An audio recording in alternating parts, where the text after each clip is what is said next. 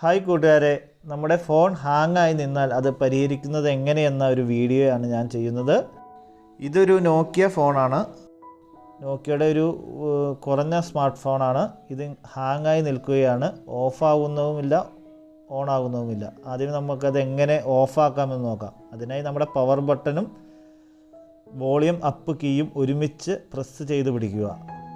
Long press ആയിരിക്കണം. ഇപ്പോൾ അത് ഓഫായതിന് ശേഷമേ എടുക്കാമുള്ളൂ. അതിനുശേഷം നമ്മൾ ചാർജർ കണക്ട് ചെയ്യുക. ഇനിയാണ് ഫോൺ റീസെറ്റ് ചെയ്യുന്നത്. ചാർജർ കണക്ട് ചെയ്യുമ്പോൾ ചാർജ് കയറുന്ന സിമ്പൽ നമുക്ക് ഡിസ്പ്ലേയിൽ കാണാൻ കഴിയും. അങ്ങനെ കണ്ടു കഴിഞ്ഞാൽ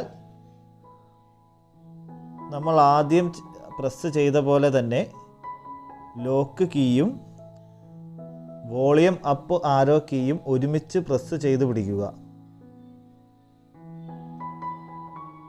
വോളിയം അപ്പ് ആരോയാണ്. ലോങ് പ്രസ് ചെയ്ത് പിടിക്കുക. ഇപ്പോൾ ഫോൺ ഓണായി വരുന്നത് കാണാം. ഇങ്ങനെ കണ്ടാലും നമ്മൾ പ്രസ് ചെയ്തിരിക്കുന്ന വിരലുകൾ എടുക്കരുത്. ഇങ്ങനെ ഒരു സ്ക്രീൻ വന്നതിന് ശേഷം നമുക്ക് കൈ റിലീസ് ചെയ്യാം.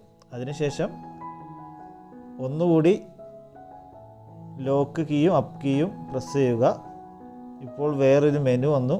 അതിൽ നമുക്ക് ഇനി അപ്പും ഡൗണും വോളിയം കീ ഉപയോഗിക്കുന്നത് ഇത് സെലക്ട് ചെയ്യാൻ വേണ്ടിയാണ്. നമ്മൾ വൈപ്പ് ഡാറ്റ ഫാക്ടറി റീസെറ്റ് എന്നതിൽ സെലക്ട് ചെയ്തിട്ട് ലോക്ക് കീ ഒരു തവണ പ്രസ് ചെയ്യുക. അത് നമ്മൾ വീണ്ടും വോളിയം കീ കൊണ്ട് എത്തിച്ചിട്ട് ലോക്ക് കീ അമർത്തുക.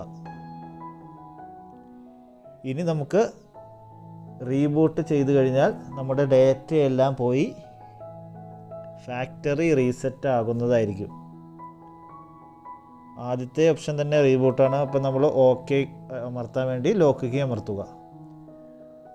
ഇപ്പോൾ നമ്മുടെ ഫോൺ റീസ്റ്റാർട്ട് ആകും. ഇനി നമുക്ക് വേണമെങ്കിൽ ചാർജർ കേബിള് ഊരിയിടാം. ഇത് അല്പം സമയം പിടിക്കുന്ന ഒരു പ്രോസസ്സാണ്. അപ്പോൾ എല്ലാവരും ക്ഷമയോടെ കാത്തിരിക്കേണ്ടതാണ്.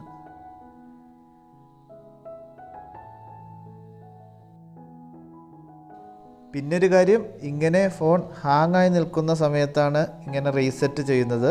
ഫോൺ റീസ്റ്റാർട്ട് ചെയ്യാൻ പറ്റാത്തൊരു സാഹചര്യത്തിൽ ഇങ്ങനെ ചെയ്യുമ്പോൾ മെമ്മറി കാർഡ് എല്ലാം ഊരിയതിന് ശേഷം വേണം റീസെറ്റ് ചെയ്യാൻ. ഫോണിലെ കംപ്ലീറ്റ് ഡാറ്റ പോയി പുതിയ ഫോൺ പോലെ ആകുന്നതായിരിക്കും. ഇങ്ങനെയൊരു സ്ക്രീൻ നമുക്ക് ശേഷം കാണാൻ കഴിയും.